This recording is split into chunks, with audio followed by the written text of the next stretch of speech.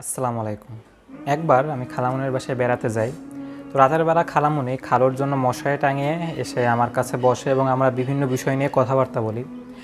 কথাবার্তার এক পর্যায়ে নিয়তের গুরুত্ব নিয়ে আমি খালামুনিকে বলছিলাম এবং বললাম যে, দেখেন খালামুনি, নিয়তের কারণে আমাদের ছোট ছোট দুনিয়াবি কাজগুলো আমরা ইবাদতে পরিণত করতে পারি।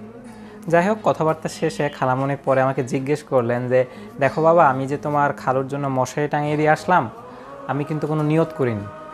আমি আল্লাহ তাআলা সবের নিয়তে স্বামীর সেবা করছি বা তোমার খালু খুশি হবে, স্বামী খুশি হবে, এ ধরনের কোনো নিয়ত আমি করিনি। জাস্ট মশারি টাঙিয়ে দিয়ে চলে এসেছি।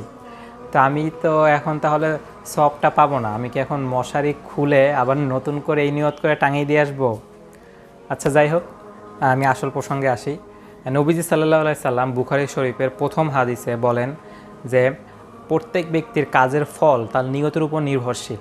কেউ যদি দুনিয়াবি কোনো কিছু পাওয়ার জন্য কোনো কাজ করে তাহলে সে দুনিয়া পাবে। কেউ যদি আখিরাতের উদ্দেশ্যে আল্লাহর সন্তুষ্টির জন্য কোনো কাজ করে তবে গিয়ে সে আখিরাত পাবে। দেখেন, সাধারণত আমরা মনে করি নামাজ, রোজা, হজ, জাকাত এগুলোই হয়তো বা জিকির করা, এগুলোই হয়তো বা ইবাদত, এর বাইরে হয়তো বা তেমন কিছু নাই। কিন্তু পবিত্র কোরআনে আল্লাহ তাআলা বলছেন যে, আমি মানুষ ও জিন জাতিকে সৃষ্টি করেছি শুধুমাত্র আমার ইবাদত করার জন্য। দেখেন, আমরা যদি আমাদের নিয়তটাকে একটু মডিফাই করি, আমরা চাইলেই আমাদের দৈনন্দিন জীবনে দুনিয়াবি বিভিন্ন কাজকে ইবাদতে পরিণত করতে পারি। যেমন ধরেন, আপনি প্ল্যান করলেন আপনি একটি এসি কিনবেন। সাধারণত আমাদের এক্ষেত্রে আমাদের উদ্দেশ্য থাকবে একটু আরাম করে ঘুমানো যাবে, ঠান্ডা লাগে, একটু আরামে থাকা যাবে, এই আর কি। কিন্তু দেখেন, আমরা যদি একটু অন্যভাবে চিন্তা করি, ঘরে বসে আমরা নামাজ পড়ি, ইবাদত করি, তো এসব কাজ করলে যখন প্রচণ্ড গরম পড়ে এসব কাজে একটু মনোযোগের ব্যাঘাত ঘটতে পারে। আমরা প্রচণ্ড গরমের কারণে আমাদের মন নাও বসতে পারে। ঘরে মা বোনরা থাকেন, তারা গিয়ে নামাজ পড়ার সময় সমস্ত শরীর ঢেকে নামাজ পড়তে হয়। দেখা গেছে প্রচণ্ড গরমের কারণে তারা অনুৎসাহিত হয়ে 2 রাকাত 5 রাকাত নফল নামাজ, 2 রাকাত 6 রাকাত নফল নামাজ কম পড়লেন। তো কাজেই যদি একটা এসি কেনা যায়, যদি একটু পরিবেশটাকে ঠান্ডা করা যায়, ইনশাআল্লাহ আল্লাহ চায় যদি আমরা ইবাদতে আরও বেশি মনোনিবেশ করতে পারবো। তো এই চিন্তা করে যদি একটা এসি কিনি আমরা, তবে কিন্তু জিনিসটা আমরা সব পেতে পারি যদি আল্লাহ রাজি হয় আর কি। তারপর চিন্তা করে দেখেন, আমাদের সমাজে মা বোনরা অনেক সময় হাজব্যান্ডদের সেবা করেন। বাসায় অফিস থেকে হাজব্যান্ড আসার পর তাদের খাবার দেয়া, রাতে মশারিটা টাঙিয়ে দেওয়া, গল্পগুজব করা, অসুস্থ হলে সেবা যত্ন করা। এক্ষেত্রে বেশিরভাগ সময় কারো কোনো নিয়ত থাকে না। আর যদি নিয়ত থেকেও থাকে, সেটা থাকে স্বামীর সন্তুষ্টি আদায়।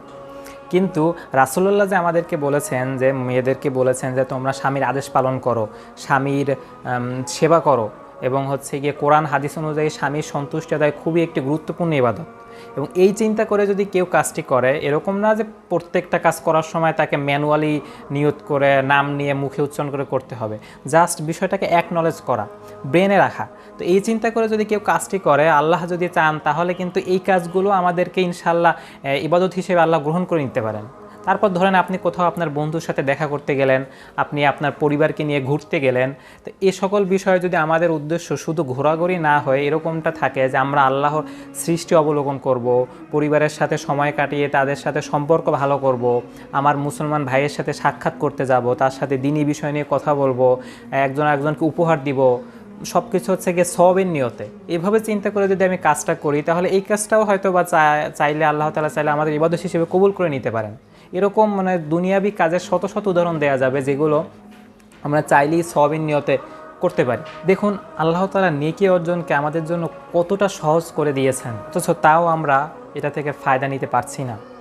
এভাবে যদি আমরা একটু নিয়ত করে রাসূলের আদেশ পালনের উদ্দেশ্যে এবং আল্লাহ সন্তুষ্টি আদায়ের উদ্দেশ্যে কাজগুলো করি, তাহলে আশা করা যায় ইনশাআল্লাহ আমাদের এই দুনিয়াবি বিভিন্ন কাজকে ইবাদত হিসেবে কবুল করবেন এবং আমাদের কাজে বারাকা দিবেন।